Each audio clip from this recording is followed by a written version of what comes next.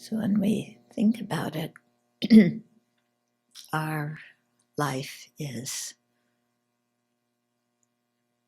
unbelievably fortunate. So when you think of the 18 conditions necessary for precious human life, we see it's almost impossible to get all of them. And especially being here, being able to have our mind in the Dharma all day and have our actions be something that creates the cause for the Buddha Dharma to take root in the West and to spread to many countries and to be of benefit to many people. Just having the opportunity to participate in this happening and is really quite miraculous when you think of it. And so to really feel a great sense of rejoicing at our opportunity and really having a determination to use it wisely and not waste our time on frivolous things like getting mad at other people, not waste our time at frivolous things like obsessing over stupid agios, not waste our time on things that don't really matter in the long run, but to try and turn everything we do into something that contributes to our internal growth or that contributes directly to the welfare of others.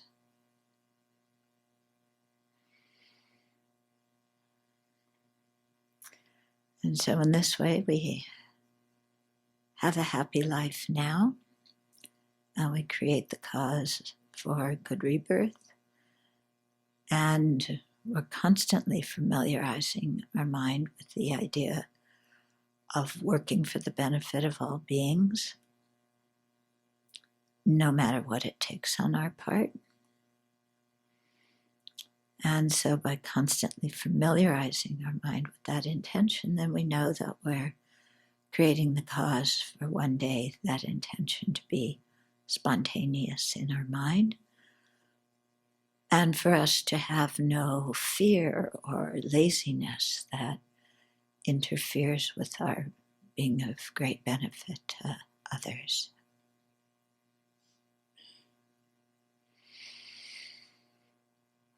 So let's generate that intention to make our life meaningful by generating bodhicitta. And that intention of bodhicitta to become fully awakened so that we have the capacity from our side to be of the greatest benefit to others.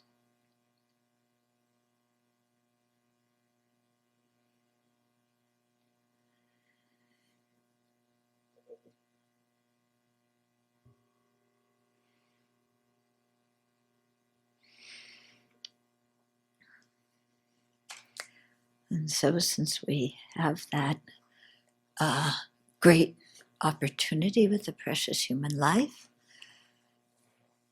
very fortunate, then we should not discourage ourselves and tell ourselves that learning debating is too difficult, but have confidence that if we work at it and we continue to create the cause, then we'll develop familiarity with it and it will come naturally.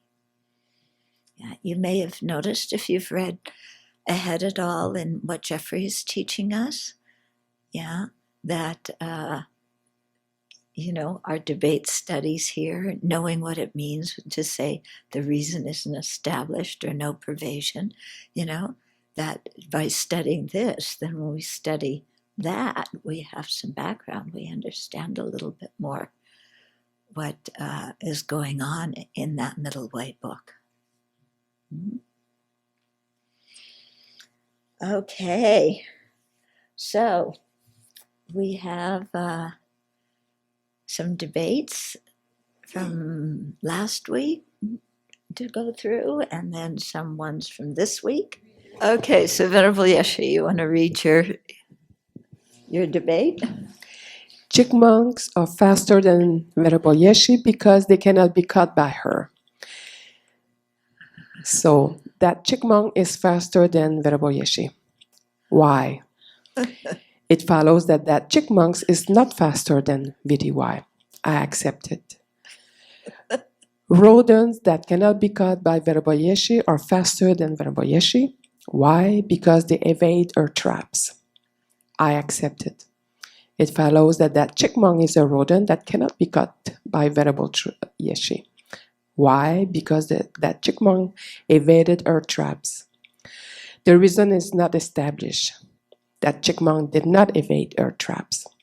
Venerable Yeshe had to open the window and remove the screen to get the chipmunk out of the room. It follows that that chipmunk evaded her trap. I accept it. It follows that that chipmunk is faster than Venerable Yeshe because he could not be caught by her.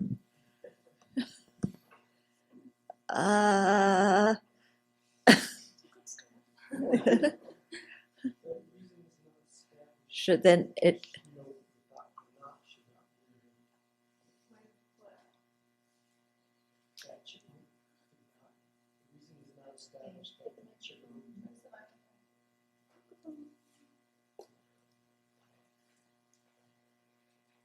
The reason is that the chipmunk did evade the trap, not that it did not evade her traps. On the next line below that. Yeah. The reason is not established that the chipmunk did evade her traps. Or evaded her trap. Yeah.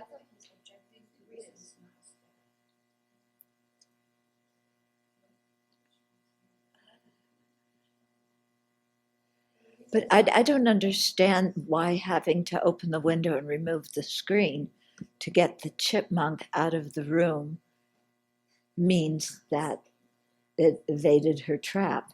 Well, Venerable Yeshe spent half an hour trying to catch that little chipmunk. He did every corners, every corners, climbed the curtains, did everything. I could not cut him. So, Venerable Yeshe, it follows that if something cannot be caught by you, it's faster than you. Yes. Well, we're talking about the rodents, right? Well, no, you didn't say that in your argument. I thought I did. Maybe not at the right place. I'm not sure. If something cannot be caught by Venerable Yeshe, it is faster than Venerable Yeshe. So, is that...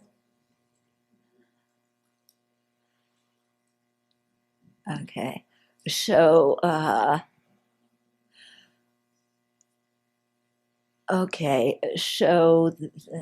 what is being caught by Venerable Yeshe mean? Okay. Remove from the room, remove from the office with my hands. Or in a bucket or whatever I could try. I tried many things. Well, so the ants are faster than Venerable Yeshe because they cannot be removed in a bucket? Ants are not rodents. Yeah, well, then you have to specify in your argument that it's a rodent. Yes, I can say. Mm-hmm. No. Fourth, fifth, sixth, seventh. Okay, rodents that cannot be rodents that cannot be caught by Venerable Yeshe are faster than. Okay, that I think needs to be one of your opening statements.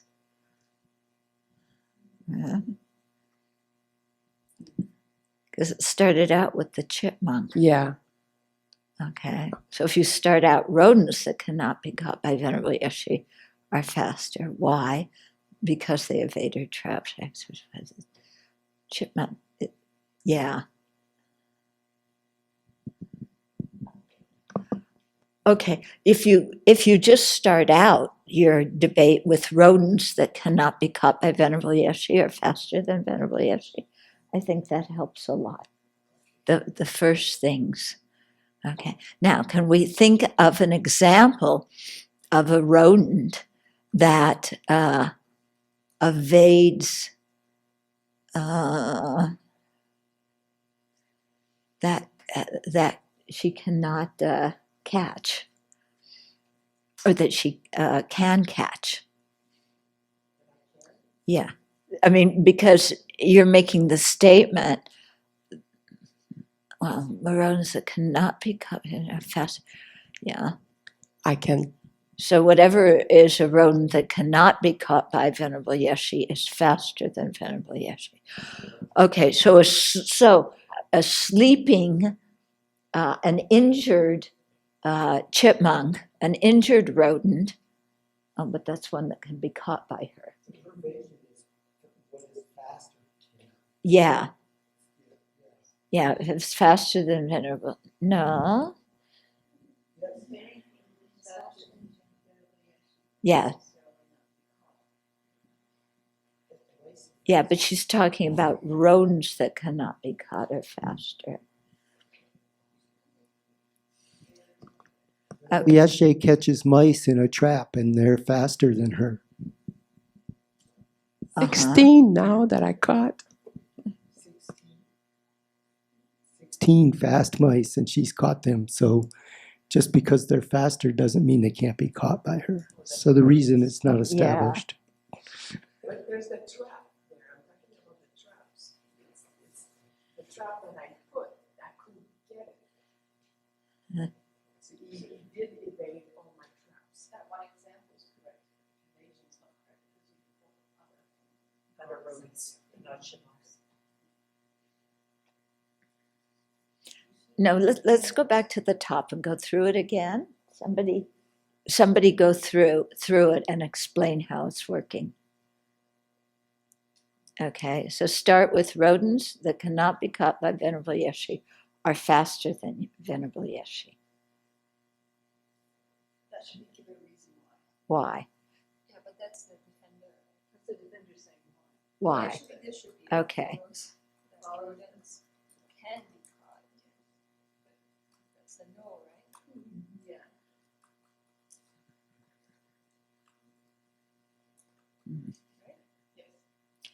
Wait a minute, follows it. Rodent. No. Why she means no, so now the calendar has to say the opposite, or Yeah. Which would be saying the opposite of what she Follows that rodent can become caught by Venerable Yeshe because they're faster than Venerable Yeshe. Because Yeah. when you ask why, it doesn't mean give a reason why. You're saying no. Yeah. Yeah, so then you come back with the opposite. It follows that rodents can be caught by Venerable Yeshe because they are fast. And then the defender says, what? I accept. And then the challenger says, give me an example to justify. Yeah. When the challenger comes back, do you put a reason with it already? Or you just say it follows that rodents can be caught by it? Yeah, I think you're right.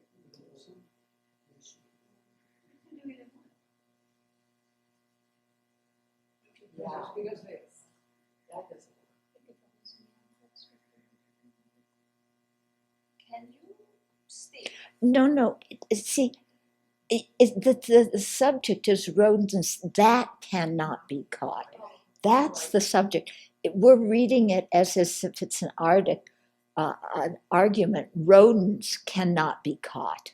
But here the subject is rodents that cannot be caught by Venerable Yeshe. So we have to keep that as the subject. Okay. So say why. So why? That's not. So give me a reason. Yeah. So no, you can't. But the second challenger, it follows that rodents that can not be caught by are not faster than them. But the Yeah, defender you says don't have to why. put in all the subject stuff. That takes a lot of time. No, it's just But so it's I helpful. even know what the subject is. Okay. Rodents that cannot be caught by Venerable Yeshe are not faster than Venerable Yeshe. I accept. Give me a reason to justify this. Because Venerable Yeshe has caught mice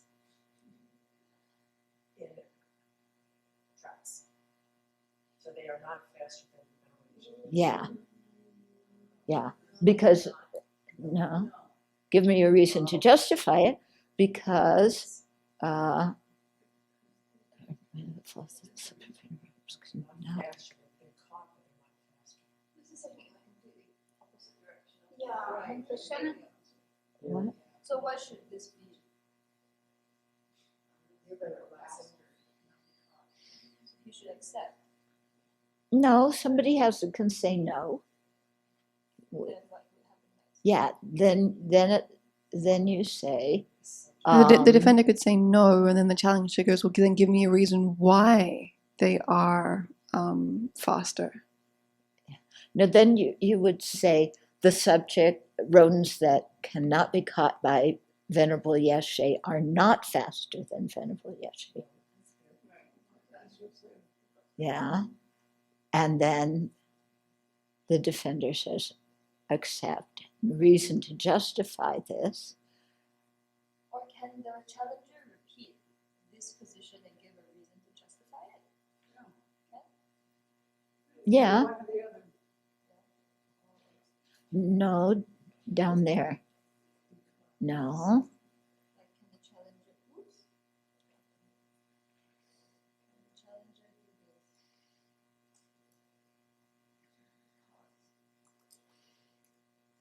After the defender says why, instead of, No. After the defender says why, then you say it follows that the subject. Rodents that cannot be caught by Venerable Yeshe are not faster. And they accept it. And then you say, give me a reason to justify that. That's one way to do it. But Yeah. What the doctor's saying is it's true that the challenger has the two possibilities. Right. The challenger can also come back with another thing. Give me an example of a rodent that cannot be caught by Venerable Yeshe that is faster. Yeah. Or the challenger can come back, with an example of a rodent that cannot be caught by Venerable Yeshe that is faster oh, like a than extra her. consequence here. Yeah. You want to give an observe. That Yeah, that there is a rodent that cannot be caught by Venerable Yeshe.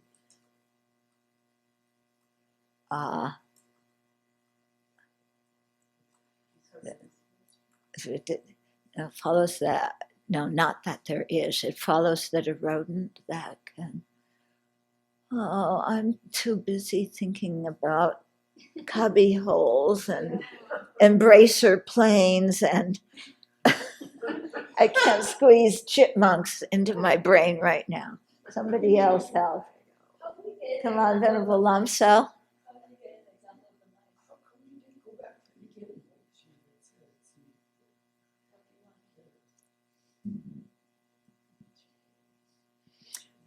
I think we should, the original idea was that instead of saying I accept it, like Venerable Yeshe is wanting to say that they are faster than her and that's why she can't catch them. So we kind of continue with that idea with the, instead of the defender saying I accept it, saying down below after the no. Yeah, here, there, where your Which cursor. argument are you starting with? The chipmunk is faster or No, the rodents. rodents? The rodents. Let's start with the Okay. rodents. Yeah. Yes, we're there. And so instead of saying I accept it, No, he can say whatever he wants. what I'm saying is that the original idea of Venerable Yeshe's debate was that she's wanting to say that the rodents are faster than her. So I think Mhm. sticking with that makes it a bit easier. to keep with what she's wanting to do below. So you could just say, the defender can just say no. You can just say another why. No,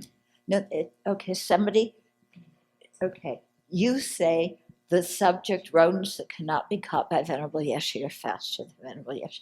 I can say whatever I want. I can say why, or I can say I accept it. Mm-hmm. I said why.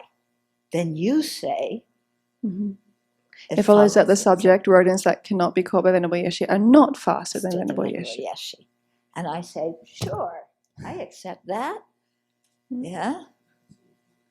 Okay.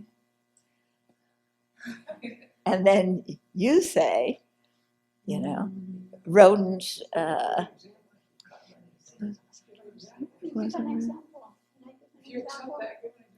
Yeah. Yeah, give an example of a rodent that's not faster than her that cannot be caught by her. Example of a rodent That is not faster than her, but can be. Example of a rodent that is. That is not faster than her and still cannot be caught by her. Okay. A mouse that. An example that cannot be caught by Venerable Yeshe.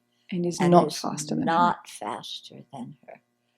A mouse that goes in the opposite direction from what she is expecting it to go in.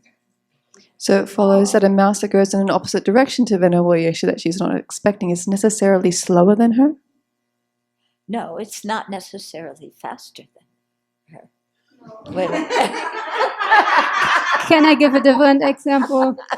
Somebody else. Maybe a beaver. My brain is fried. A beaver on the land. Okay. Or northern flying squirrel that lives in the trees 95% of its life.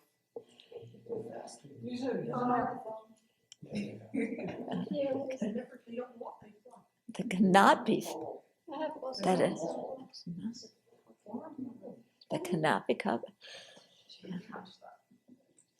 Okay, if I choose a chipmunk who is generally faster than Venerable Yeshe, but it runs in the opposite direction, then it's a rodent that cannot be caught, and it's not faster. It is faster. Venerable Let's say that one that is usually she can catch, except it runs in the opposite direction. So that's why she can't catch it. And Venerable Chini just said a porcupine could be another example. Or a beaver on land. Yeah. A beaver Okay. was walking, not swimming. Okay. So a beaver is a rodent that cannot be caught by Venerable Yeshe. That can be caught by Venerable Yeshe because cannot. it's cannot. It cannot be caught. Yeah. Yeah. We need an example. We need an example of a rodent. A porcupine works well. That is a porcupine a rodent? And they're slow. It is? to run after him. You don't want to touch them. Okay.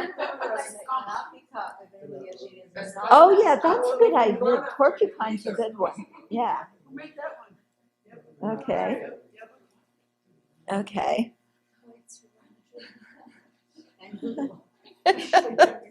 Okay. Okay, so that's good. So that settles the debate. Okay. 30 minutes later.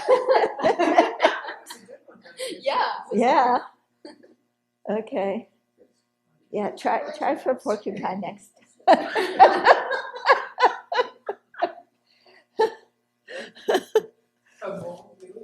that everybody going through the hole. Yeah. Okay. Good. Okay, so then on to the next one.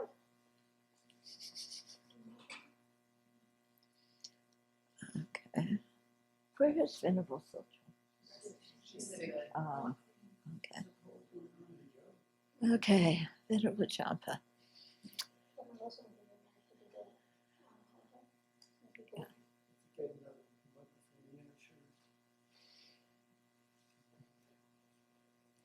If a person practices compassion consistently and intensely, he will necessarily develop compassion. Why? It follows that whoever practices compassion consistently and intensely, she will necessarily not develop compassion. I accept. Give a reason to justify that whoever practices compassion consistently and intensely will necessarily not develop compassion. So just, yeah. Then you have to go, change the subject. That's what we did. That's what Yeah. she did.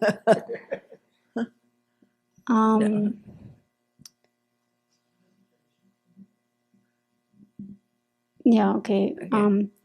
I go forward to responses to Okay. reason is not established. If a person practices compassion consistently and intensely, she will necessarily develop compassion. Why? It follows that whoever practices compassion consistently and intensely, she will necessarily not develop compassion. I accept. It follows that when Mashutran does not have compassion. Why? Because when Mashutran has practiced compassion consistently and intensely, you asserted the perversion. The reason is not established. It follows that the subject Venmo Shooten has practiced compassion consistently and intensely because she has compassionately dedicated her life to spread Dharma in the West.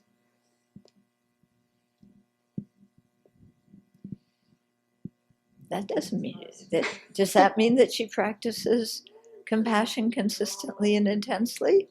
Give an example. Yeah, no privation. Mm-hmm. Okay, and then. Okay, then what does the challenger say?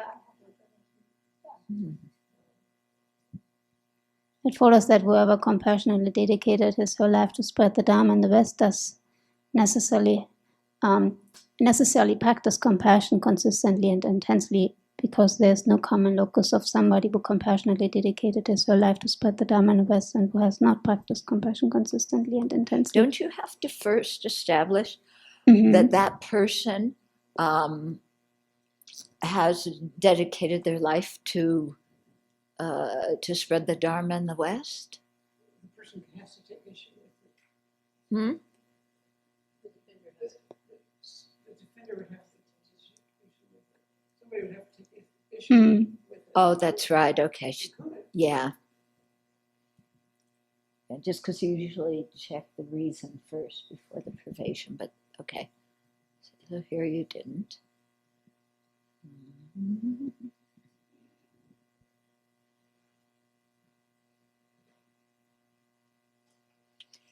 Wait a minute. So, okay, there is no privation. So then the challenger says, it follows that whoever compassionately dedicates their life to spread the Dharma in the West, then we need to make that the rest of the sentence.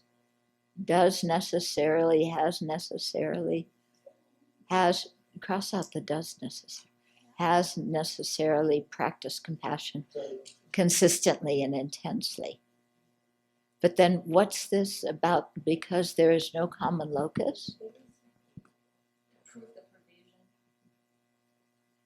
No, but the challenger comes back and says it follows that whoever has compassionately dedicated their life to spread the Dharma in the West has necessarily practiced compassion consistently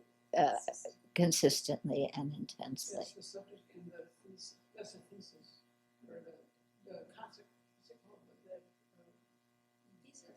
Thesis. It's the point to clarify. Clarify. Yeah, it's the point to clarify. Clarification, and then she's giving a reason. Okay, but no, but the defender has to respond after she says that first sentence. Yeah. Doesn't the defender have? That's Hmm? all what we were asked in the book, at least. And she responded by, there is no provision. And then she repeats it and gives the reason. No. You can't say First thing, The challenger responds. Yeah, that part's okay. The challenger said the thing, the defendant responded with no provision, and then the challenger says it again and then is about to give a reason.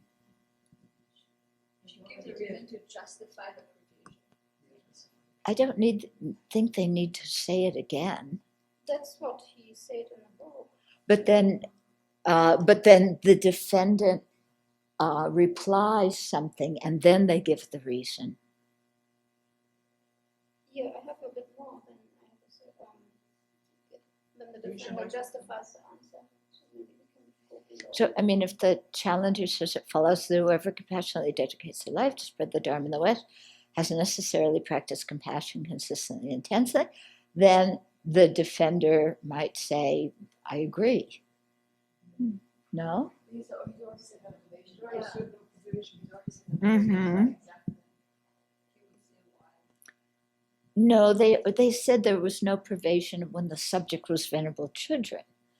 But here we're making the subject broader. Yeah. Yeah. Don't we have to make the subject broader? On page 371, that's how he structures it. Where the challenger says all of that all in one breath without. Really? Yeah. Okay. But when you do the pervasion to the first response anyway, don't we make it general? Whoever has compassionately dedicated their life, then they have necessarily practiced compassion consistently and intensely. So then we don't have to do another. So then we don't have to do it again, checking the. She can just respond in that big chunk after it, because the pervasion was already general. Do you get what I mean? I'm thinking about chipmunks. You guys discuss it. I'm going to be quiet. Okay, so let's start the debate from the beginning. Where's the beginning of that debate?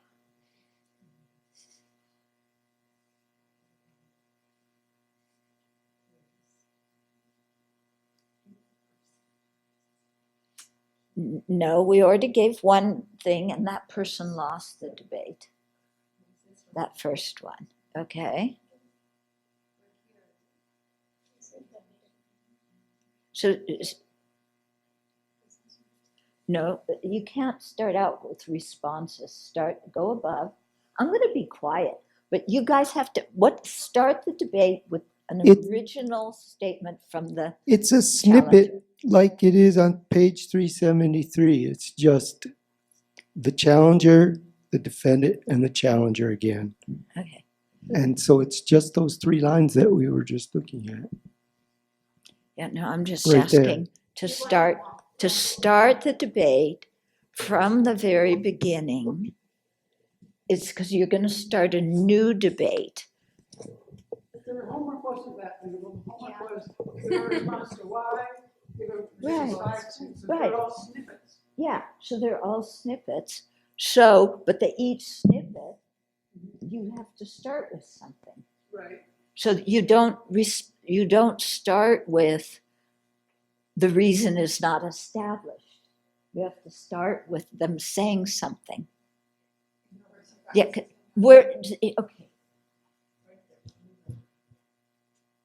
If somebody said the reason is not established, what is it that was not established? That's what I'm asking. What did you start with that you're now saying the reason is not established?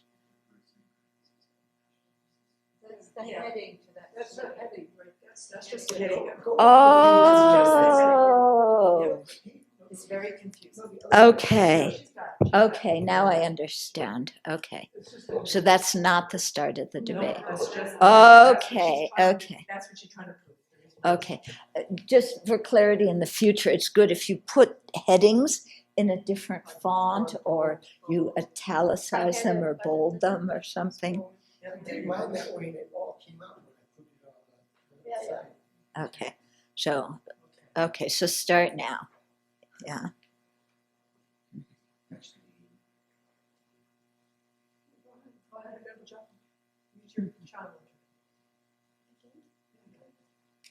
the next one? That's a different snippet. So we start again with reasons not established. The example: if a person practices compassion consistently and intensely, she will necessarily develop compassion. Why? It follows that whoever practices compassion consistently, intensely, she will necessarily not develop compassion. I accept. It follows that when Shuton does not have compassion. Why? Because when Shuton has practiced compassion consistently and intensely, he asserted the pervasion. The pervasion is not established. That Venerable Chodron has practiced compassion consistently. The reason is not established. Yeah. It follows that the subject Venerable Shuton has practiced compassion consistently and intensely because she has compassionately dedicated her life to spread the Dharma in the West. And that's where we go to. The pervasion is not. Yeah, there is no pervasion. Yes. Okay.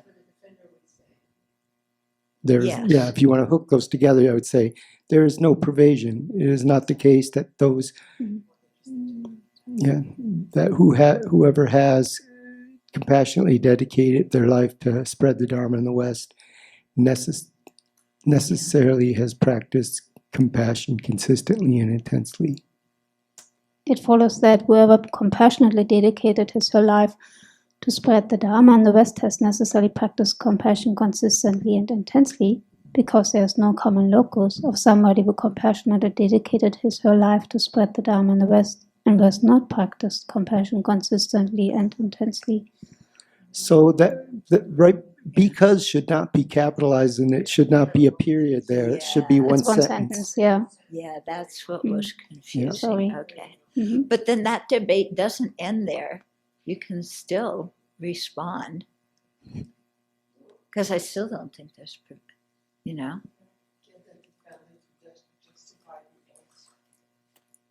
Yeah, no, they have,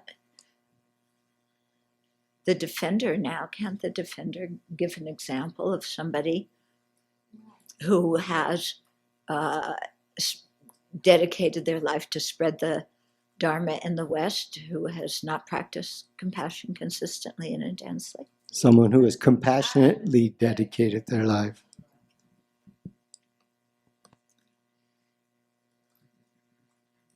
Yeah, Actually, yeah.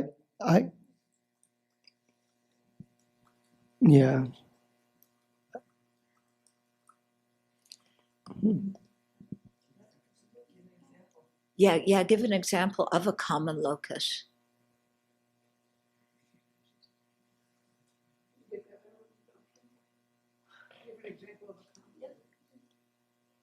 Book publisher.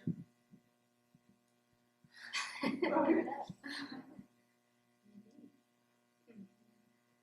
we don't know for sure.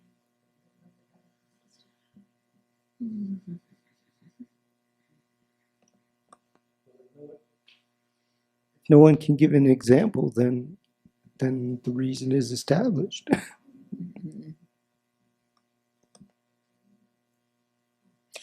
An example could be somebody has not practiced compassion.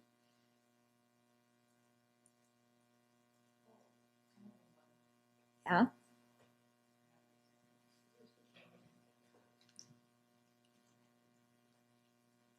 Choka, because he did not practice consistently. There was a long time when he was not practicing compassion. Oh, it's not, he wasn't in the West, so maybe we could take that part out. But close enough. Yeah.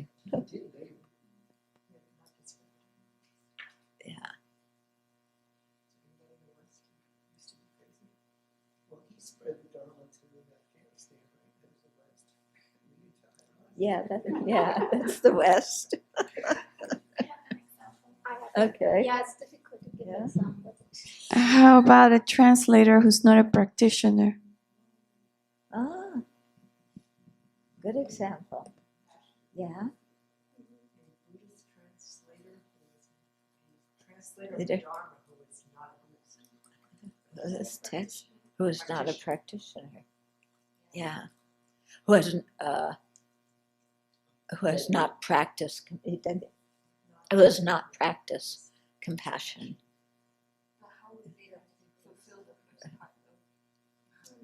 compassionately dedicate. Yeah. Maybe a Dharma teacher who basically break his or her precepts at one point. They can still compassionately dedicate themselves to practice the Dharma or to spread the Dharma, even if they break their precepts. You know, How to explain that? yeah, it doesn't mean all your virtue is gone if you break a precept.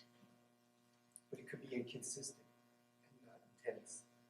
Yeah, how can you say it when somebody goes into a retreat after a big boo-boo and does not publish books, does not teach anymore, and yeah, at part of his life or her life, he was or she was not compassionately, but rather abusing students. Or what about somebody who compassionately dedicates their life to spread the Dharma in the West, but hasn't practiced compassion, but has only practiced compassion a little bit here and there? Yeah. Yeah. What about a tulku who was raised to compassionately dedicate his life to spread the Dharma, but he's not really practiced it. No, they practiced in a previous life. Yes. So, yeah, so you count that. But what about somebody who compassionately does this, but they, they're kind of their compassion is mediocre. It's not intense and strong, and it's not consistent.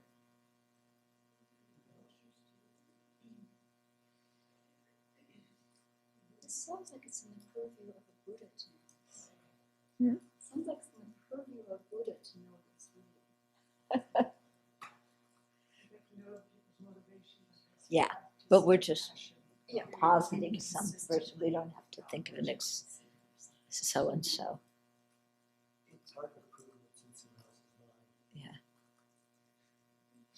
What does the phrase compassionately dedicated his or her life to spread the Dharma mean? Yeah. That's a question.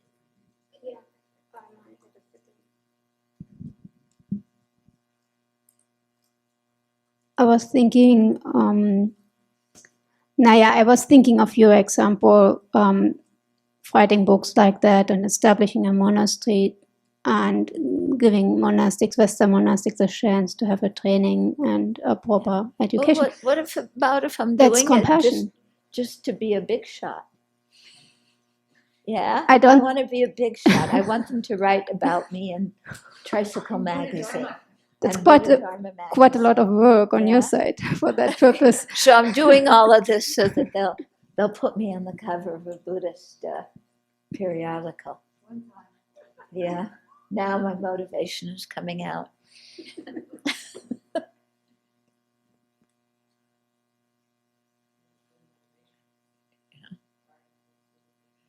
So is that then okay?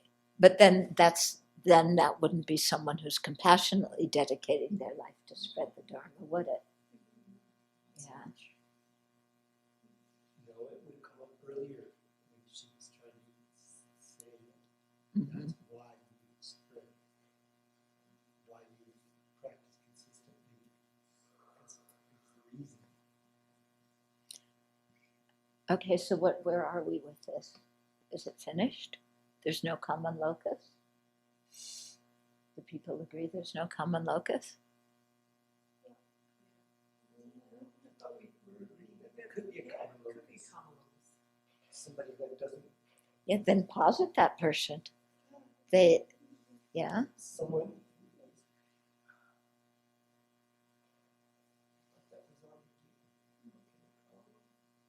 Mhm. Someone who's compassionate to live their life that practices inconsistently without intensity.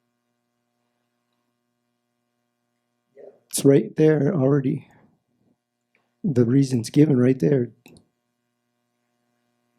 You want an actual example? On an actual name, huh?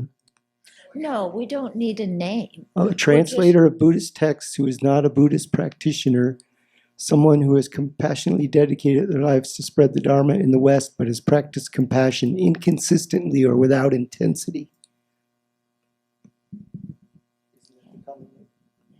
So That's the then common locus? Yeah, you can posit that, but then is there such a person? You got to say, give a, what do you call it? Then you have to prove An that, instance. no, you just have to prove that it's possible for somebody to dedicate their life compassionately to spread the Dharma in the West, but without practicing consistently and intensely. Is that possible? It's hard to prove that. I mean, I can think of a teacher that had a lot of difficulties because he was being verbally and maybe physically abusive to his students. Mm-hmm. But I can't say what was in his mind. So I'm not going to bring him as an example, but that's what comes to my mind. But I think it'd be very hard to prove what if someone else has compassion. Yeah. You don't know what's in someone's mind unless you're clairvoyant. Of course, but we're just positing, is it possible for such a person to exist who has dedicated their life to compassionately spread the Dharma, but who doesn't practice compassion? We don't have to cite an example, but is it, I mean, and we don't have to cite a specific person, because you're right, we can't know what's going on in somebody's mind, but is it possible that such a person exists? Okay, yes. So the example I would give is that a Dharma teacher who has spent their whole life trying to teach students compassionately, but gets angry sometimes and loses their control of their anger and loses. So then it pervades that somebody who gets angry sometimes does not practice. It's inconsistent. Compassion.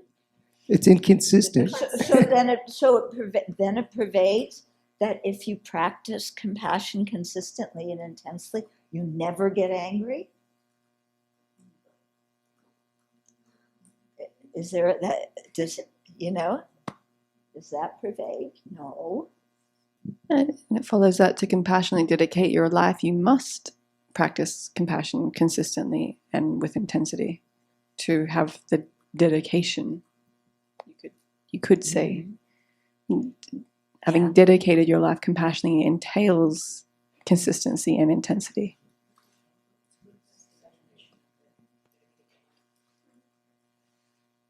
Well, but you compassionately dedicate your life. Does that mean that you're always compassionate? No, but we've just said that you don't need to always be compassionate because you can get angry sometimes. But it just means that over a long haul, there is some consistency there. Okay, but we were given, we were trying to show that somebody who has dedicated their life to spreading the Dharma in the West has necessarily practiced consistently and intensely. And now we're saying, no, there's no privation. Let's define consistently and intensely. Define practice compassion. Yeah. Yeah. I mean, it's a good debate. Yeah. But what we're seeing is, when we start going into it, we have to really define these words.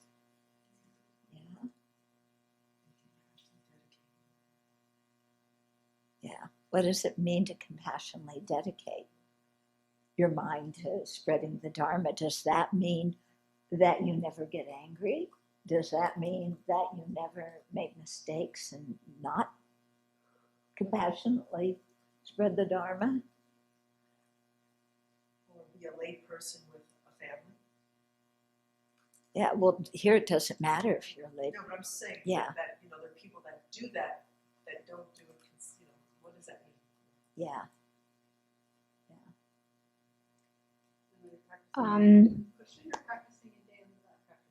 I mean, we are coming to a point where, because as you know, we had that in the quote during Geshe Tapke's teachings, and it's not the mind yet of a Buddha. It's how the quote was: "How can those minds of compassion, wisdom, etc., remain limited when they have been accustomed through the two applications, consistency and intensity, it cannot be accepted. They can, because they have the quality of mind that increases more and more from the seed of previous appropriate homogenes.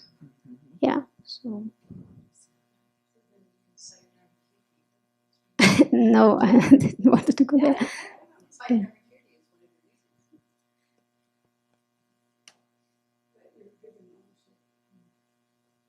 Okay, should we go on to the next one?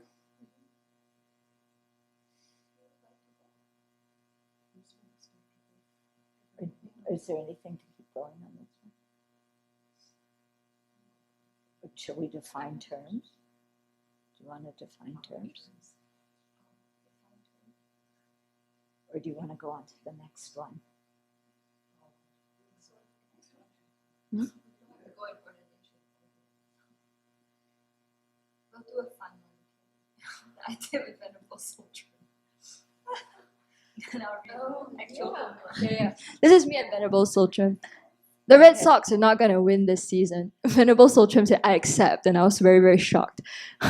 Give us a reason why the Red Sox are not going to win this season. Venerable Sultran, because many of their pitchers are injured. She said something else, but they cannot actually be printed. This is the polite version. Then I said, so it follows that if many of their pitchers are injured, the Red Sox are necessarily not going to win this season. Right? And she said, I accept. Then she told me, but it's okay because the New England Patriots are going to win the Super Bowl this season. Then I said, give a reason why the New England Patriots are going to win this season. No, you have to stay with the topic. Yeah, that's true. I know, but this is the actual conversation we had that I'm reproducing. Yeah, but here. you can't, we're trying to give a debate. All right, okay? so the new debate here. Yeah. No. She said, I accept. Then what do you say? Oh, then I say it follows that, it follows that the Red Sox are not going to win, right? No, you have to. Yeah, she wins. So is there provision that if many of your pitchers are injured, you're necessarily not going to win this season? Apparently so. That's the end of your season, right? If she accepts, I think it must be true. Around the Red Sox. I don't watch baseball. She's the expert on this. But you need to know why the New England Patriots are going to win, okay? Because their quarterback, Tom Brady, has won the most season in NFL history and is the greatest of all time, the GOAT. The GOAT? Yeah, he's called GOAT. Oh. So I said, it follows that Tom Brady will win another season even though he has an aging body. I accept. So I asked her to give a reason to justify this. Why? Because he's the greatest of all time, the GOAT. And that was the end of the discussion. Yes, no pervasion, indeed.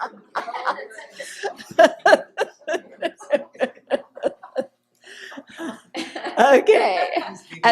And then what does she say?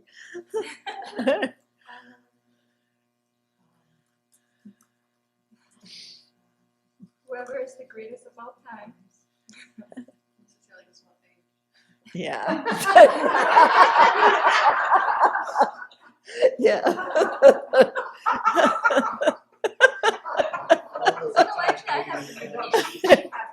I have to say that. Yeah. I would have to say that.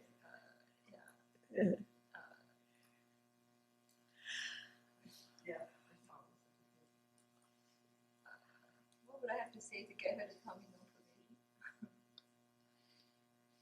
All right, I tell you what you say to get him to say no provision. Yes. It follows that he's the greatest of all time because he deflates the footballs. There was a big scandal about this with him, and she will say there's no provision there, or that she'll say she won't agree to that ever. Yeah.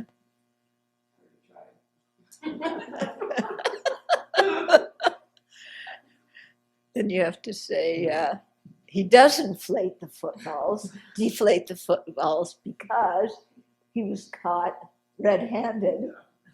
Yours said the challenger would say it follows that the goat necessarily does not age, right? Yeah. And actually, she would say, I accept. No, the defender has to be reasonable. Remember, the defender has to answer truthfully. Why? Yeah, then what's...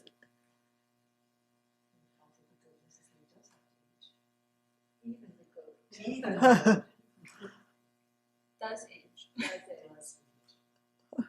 Because he is impermanent. Yeah, because... Essentially being under the control. Yeah.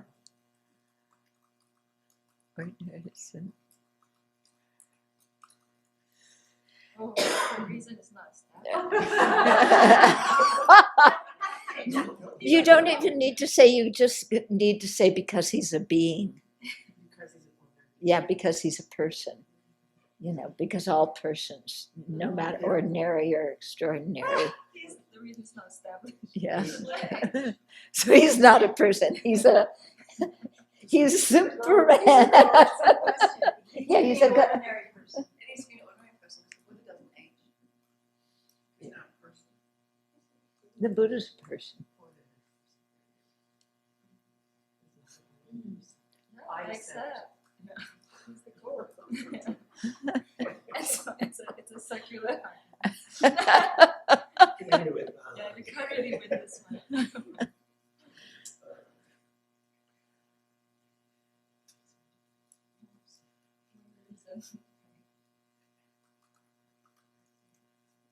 But he has how many? 200 or something seasons? No. Really, he is the most. No, then you have to say, give a reason why he is not an ordinary person. Yeah, because he has a football record, blah blah blah, and then you say, again, no privation. Yeah. That would be a lot. But is that a criteria for not being an ordinary person? And what happened to him deflating the footballs? They play like 20 a year now. Maybe 18. Starting in his high school.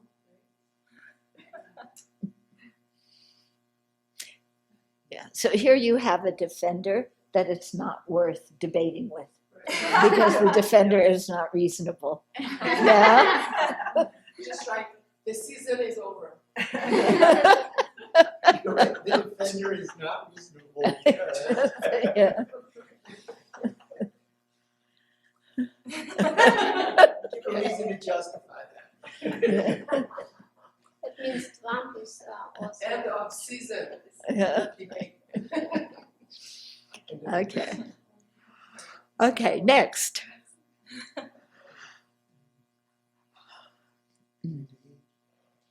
got one long thing here about. Somebody want to read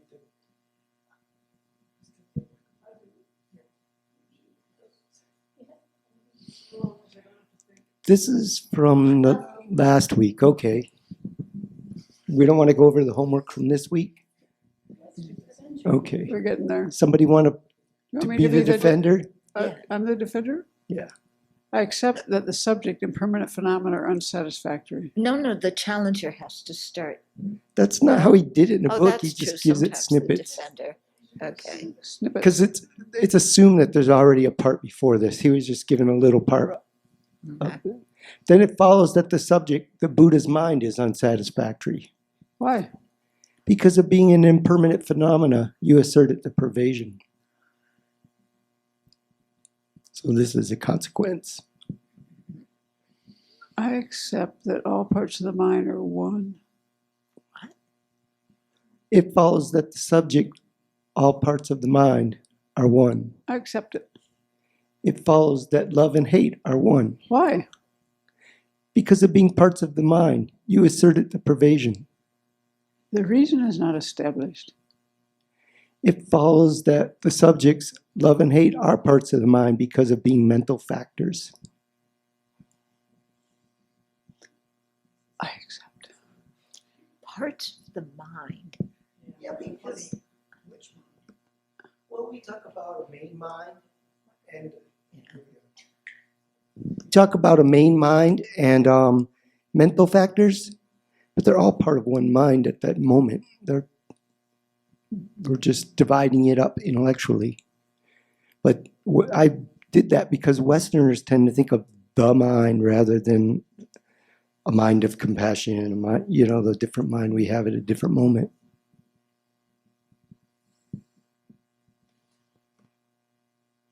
I still don't understand.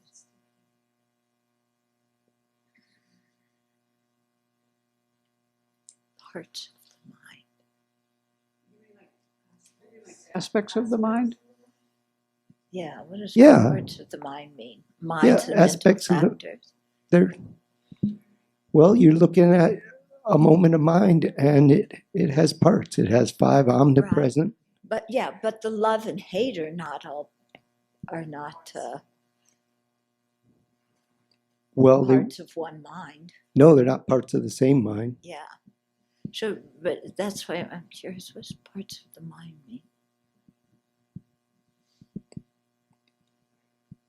Well, I'm thinking like mental factors of a main mind. Then okay, if you say all mental factors of a main mind are one. So what does one mean? It means they're exactly the same. Yeah, it means they're the same in name and meaning. So then somebody's going to say they are not one because they have different names and different meanings.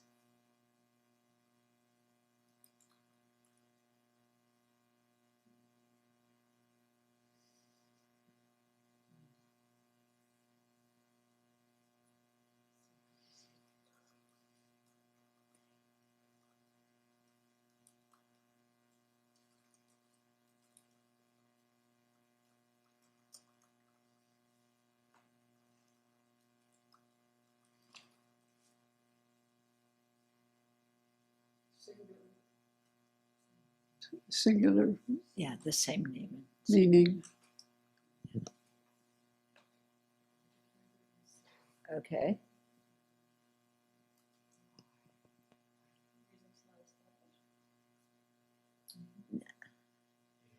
I don't know. I mean, what can the defender say? I think you kind of smashed them by saying that. Okay, so they say the reason. Now you have to prove that. Factors don't have the same Yeah, name. yeah, that the mental factor of intention and the mental factor of attention are not the same name. Why? Because they don't have. Because look at the spelling and the pronunciation.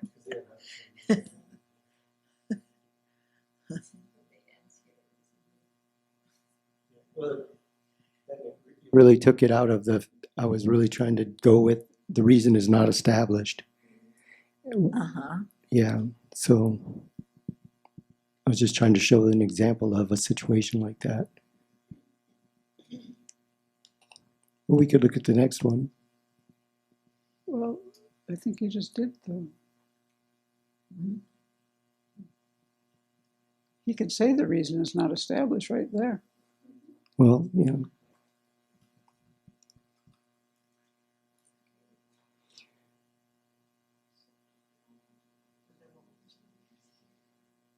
Then you could say it follows that all mental factors of main mind do have the same name and meaning. And then you ask them to give an example or something like that.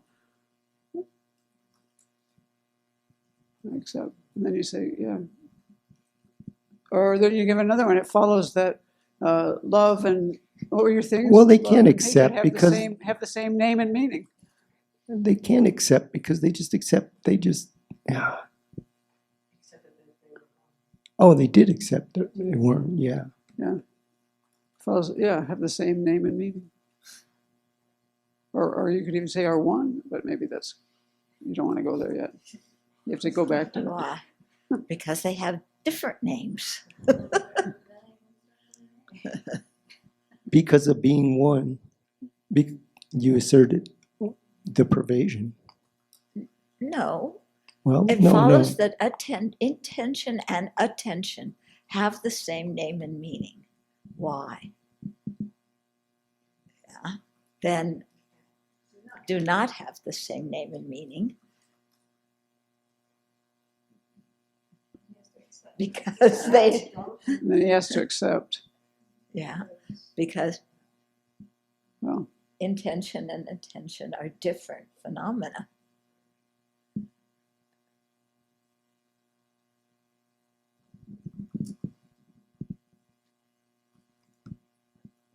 Because of being one. That's what he originally no. accepted. I think you have to come back to that later.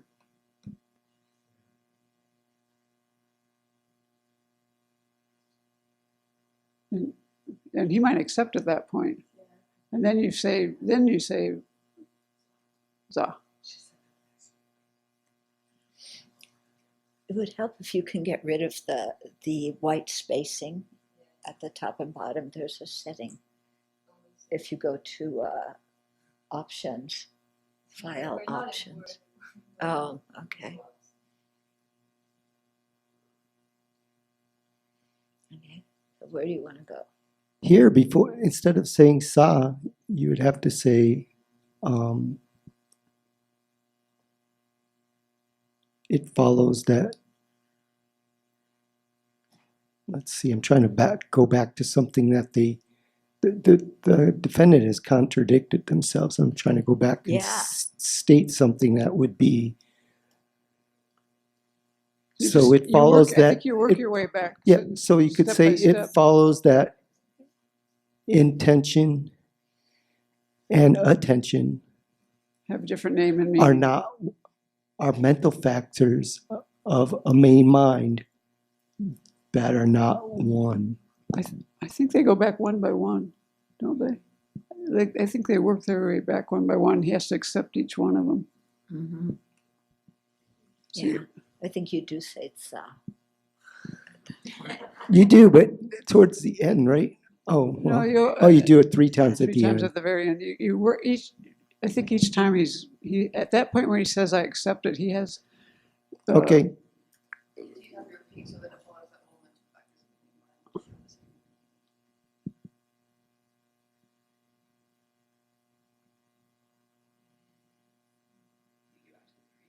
Yeah. So you go back to it follows that all mental factors of a main mind do not have the same name and meaning. Mm-hmm. Yeah. And Accept. Yeah. Then it follows that all mental factors of a main mind are not one. Yeah. And that has 3 saws, right? Yeah. Or is that word Ta, 3? ta, ta. Yeah.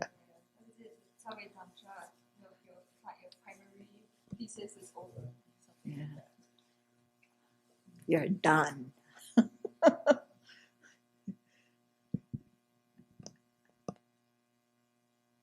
Okay. That's an example, a good example of going back when somebody's contradicted themselves.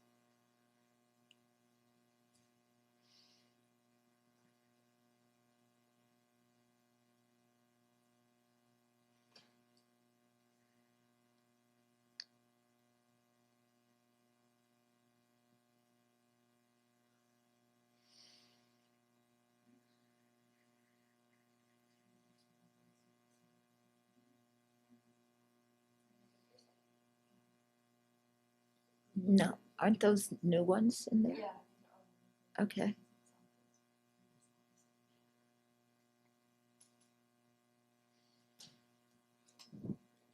It follows that the subject compassion is impermanent because of being a momentary phenomena.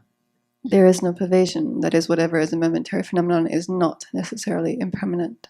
It follows that whatever is a momentary phenomena is impermanent because a momentary phenomena is the definition of an impermanent phenomena.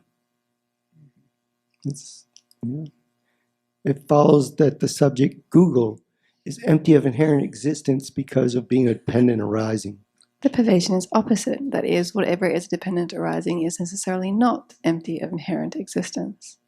it follows that whatever is a dependent arising is necessarily empty of inherent existence because of being dependent and thus being empty of existing independently.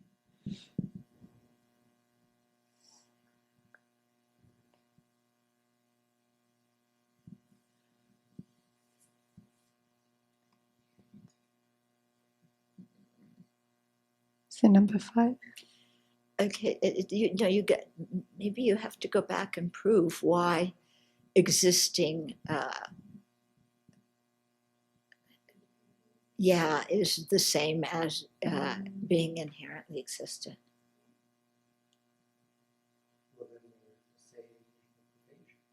The defendant would have to say no pervasion at this point to go there. Oh. If we were going to go there. Thing just vanished. Or reason is not established. Oh, the reason. Well,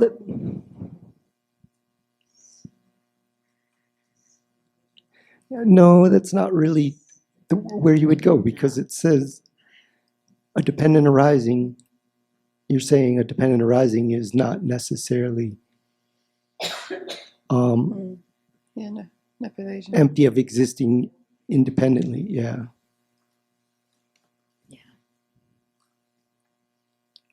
So there's no pervasion that whatever is empty of existing independently is necessarily empty of inherent existence.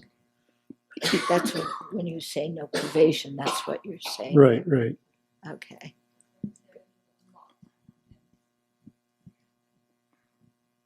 Don't we have to include that little bit before about because of being dependent and thus being, like, we can't, can we just pick a little bit of the reason? Do we have to include all of the reason? To be a, Yeah. Mm-hmm. Which can take us back to the reason unestablished. Yeah, because whatever is existing independently is not. Yeah. that's not necessarily where I would go as a challenge.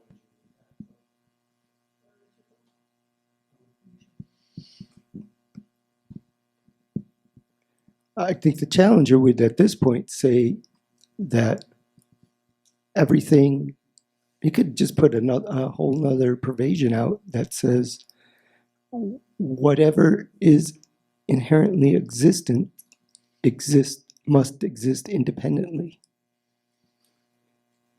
And then you deal with that issue before you go back to the I think you would deal with whatever you would deal with that in order to, independently must be inherently existent. Ever is dependent, thus.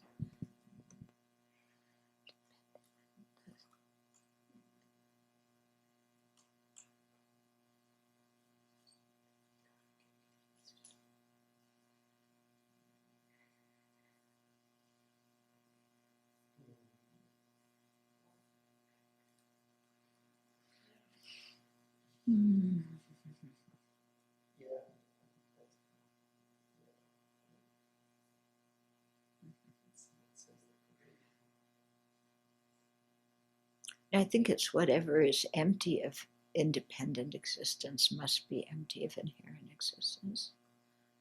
You think? That's above.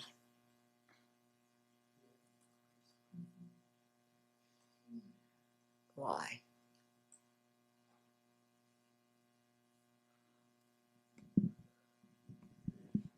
Okay, so what are you going to answer? Challenger. well, I guess then I need a definition of inherent existence. Yeah. I need a definition of inherent existence. Otherwise, I'm just going to say because something that is inherently existent cannot depend upon something else. Or you couldn't the challenger say, give an example of something that's empty of independent existence that is not empty of inherent existence? Yeah. And then the defender would go, an object that is empty of that is empty of empty of an independent, not empty. Wait, empty.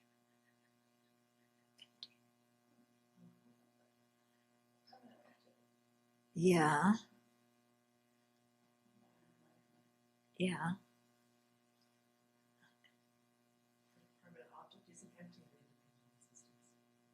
Yeah, well, see, what we want to pull out of this is there's different meanings of independent existence. And one meaning is not being produced by causes and conditions. Yeah. But then if you say give an example, you say a permanent phenomena, that then the person says, oh, a permanent phenomena isn't empty of inherent existence. Yeah. So somehow that approach isn't pulling out. Yet what we want to pull out is that there's different meanings of independent. Just to say, give an example. That's what you define. Well, in what the challenger said before there, you could say that, including the statement the challenger said, you could start that with, because there is no common locus of something that is empty of independent existence and of, there's no common locus of something that is dependent, that has dependent existence, that is also empty of inherent existence. Give an example of something that is empty of independent. Yeah. So there's no common locus between what and what? There's no common locus between something that is inherently existent and something that exists dependently.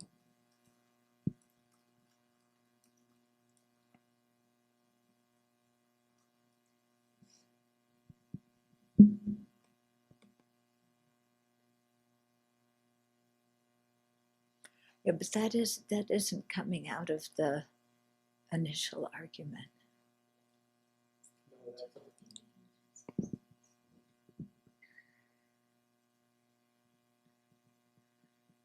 That would be above the why instead. So it follows that whatever is dependent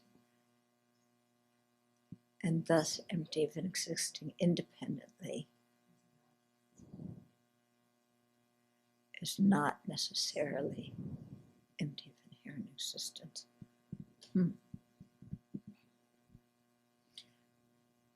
I think first you have to check if whatever is empty of existing independently is necessarily dependent. Don't you have to prove that first? I don't know. People think. Whatever existing independently is necessarily.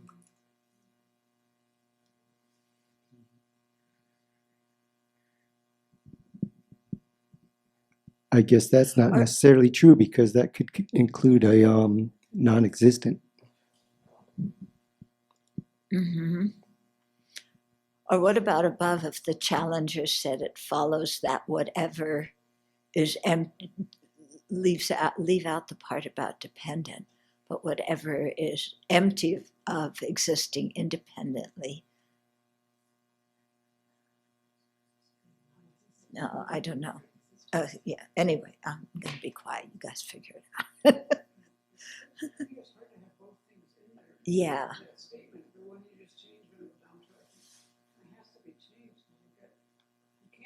Deal with three things. You have to deal with two things. Yeah. The system is set up just for two at once.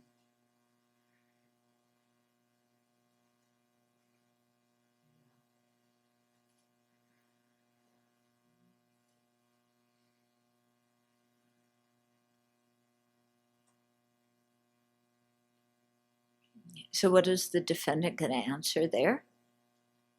Challenger said it follows that whatever is empty of existing independently is not necessarily empty of inherent existence.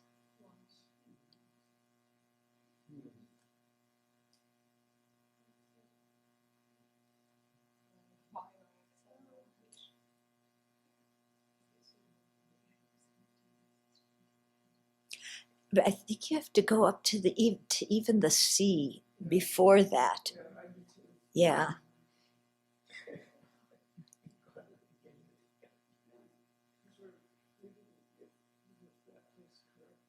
Yeah.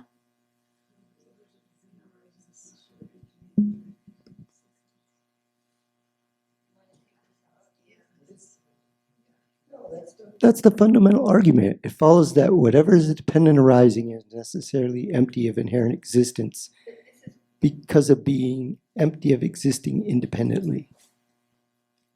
If we take that out, then we can do what we were talking about the argument around, because not everything that is dependent arising is empty of existing independently. If we say that existing independently means not based on causes or conditions, Yeah. this gives us the pathway into that argument. At some point, somebody's going to have to say, posit the meaning of independent existence. So it could just say because of being dependent rather than empty of independent, because whatever is dependent is necessarily empty of inherent existence.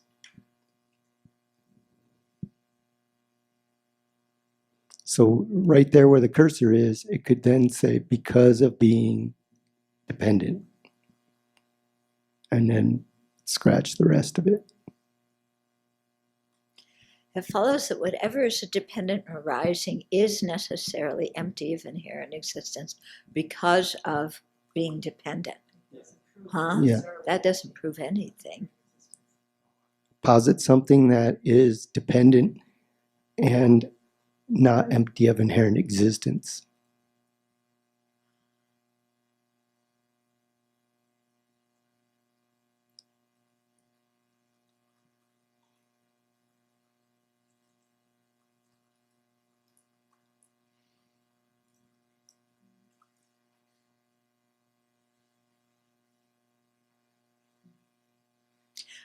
But what I'm just wondering about the previous thing, which is a syllogism, supposedly, or well, it could be a consequence. It follows that whatever is a dependent arising is necessarily empty of inherent existence because of being dependent.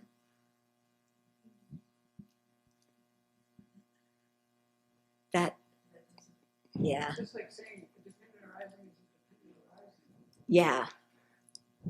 Well, I guess you have to, how to prove the pervasion is that, well, if it's dependent, how can you, yeah. How can you prove that it's empty of inherent existence? Yeah. Yeah. Why don't you go back to Google? Yeah. It follows that Google is necessarily empty of inherent existence because of being a dependent arising. Well, I put it in the terms of whatever because that's how you phrase a pervasion. Okay. There is no pervasion, then there is a pervasion. There is pervasion because there is no common locus of something that is dependent and not empty of inherent existence. No, that goes below no pervasion. He's already said the pervasion is opposite. No. Oh. Yeah. So it's so weird that he just says a finger border.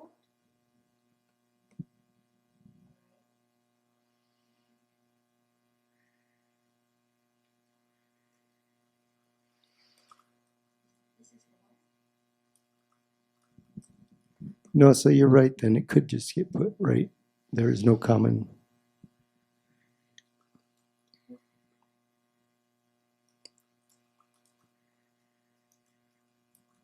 You have to see what the original thing.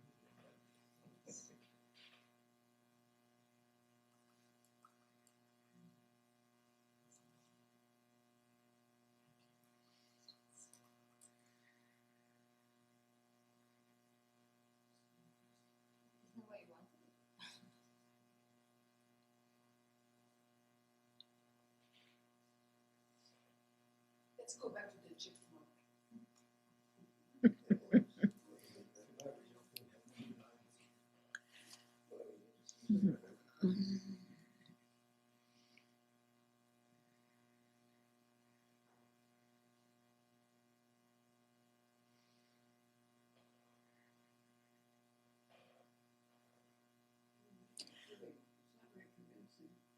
Let's go back. I'm still. What is the condition where the defender can say either why or I accept?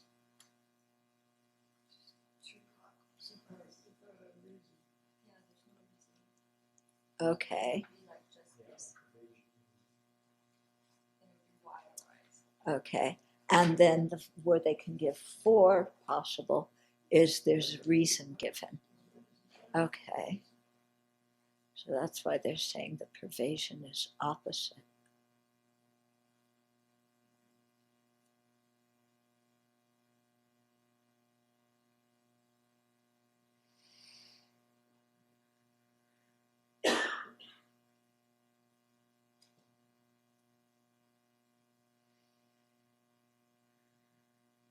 So then the bear could say,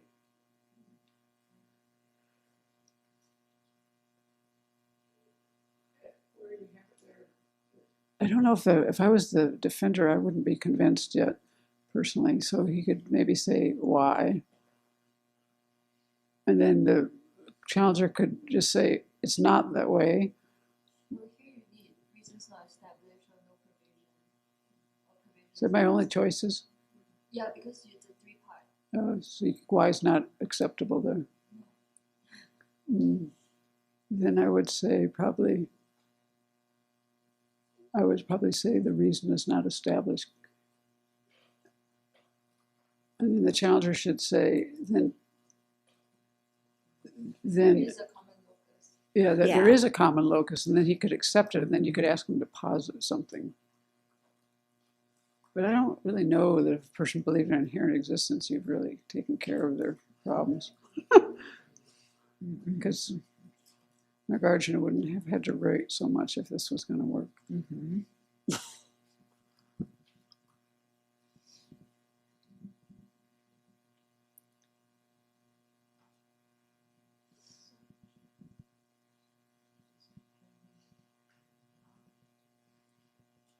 Okay, so if I'm a Chittamatra, I'm going to say the mind is dependent and not empty of inherent existence.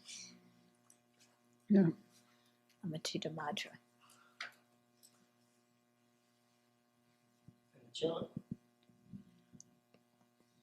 Challenger says, "What are you, Chittamatra?"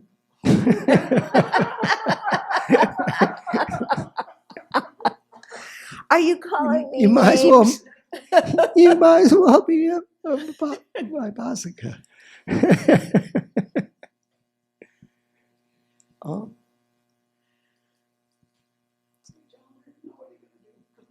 Yeah. The mind is not inherently existent because it arises, abides, and disintegrates moment to moment, and is well. I would say the better with the mind is not inherently existent because it cannot be found under ultimate analysis. Then you're proving the opposite of what you believe. I mean, you say that, and then the defender's going to say, yep, you're right. You just agreed with the defender. What?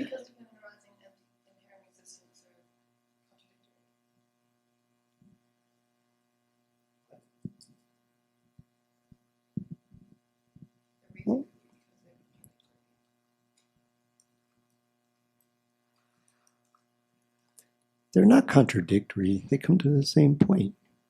The mind is not inherently existent, and it can't be found under dependent arising and inherent existence. Oh, and inherent existence. Okay. Well, yeah, but that's they're contradictory is not. He's not going to accept that any more than the other argument is already talking about them being contradictory. You're trying to get to where you got to explain why they're contradictory. That doesn't really explain anymore. It just restates that what the challenger said earlier, that there's no common locus. Yeah. I mean, what You should prove the mind is impermanent. Then try to find how the mind could be impermanent and be inherently existent. But the Chittamatrans accept things that are that are. No, but I think you'd have an easier time inherently working on the existent. permanent side of thing. Well, that's what I was going with when I said it arises, abides, and ceases moment by moment, or arises and ceases moment by moment. And Chittamatrans will say, yeah, they arise and abide and cease in every moment, and they are inherently existent. Yeah. Because if they didn't exist inherently, they wouldn't exist at all. So if there's something that's inherently existent, has to arise, abide, and cease moment to moment.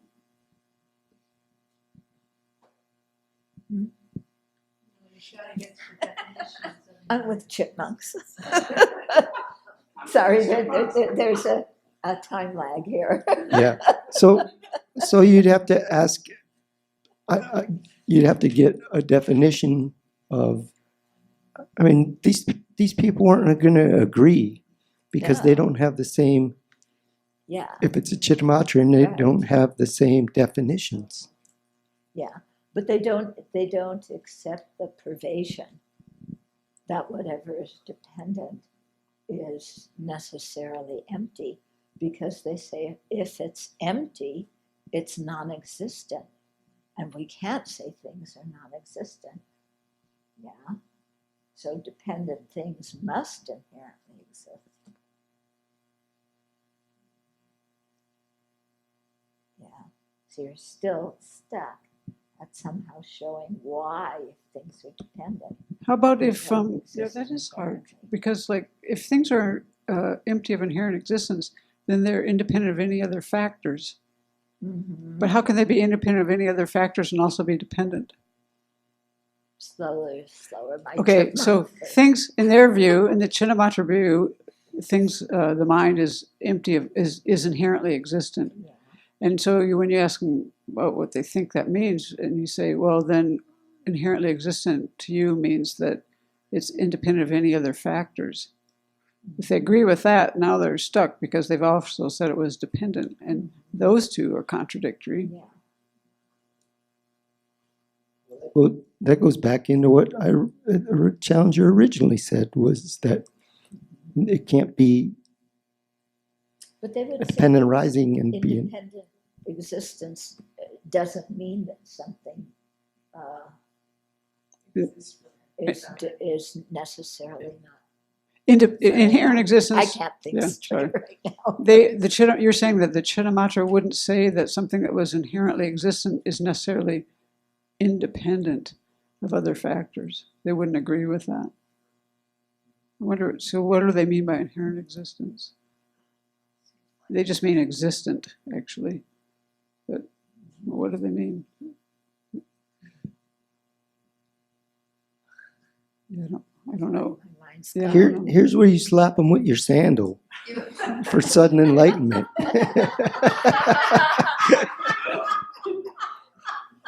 With compassion. Yeah, no, here's when you say, yeah. oh, we're out of time. They're really We're kind of close. compassion. Yeah, no, but it's interesting because how do you argue with a Chittamatra? You can't just keep saying, well, they're dependents, you know. Yeah, because they already accept that. They don't accept the privation. That's actually where we were with Jeffrey this last week, too. It was the same point that came up, that the other school had already accepted that things were dependent, so you couldn't just use causal dependence. Causal dependence, they already accepted causal dependence, so you had to have a deeper meaning for dependent arising. Maybe you could go that direction.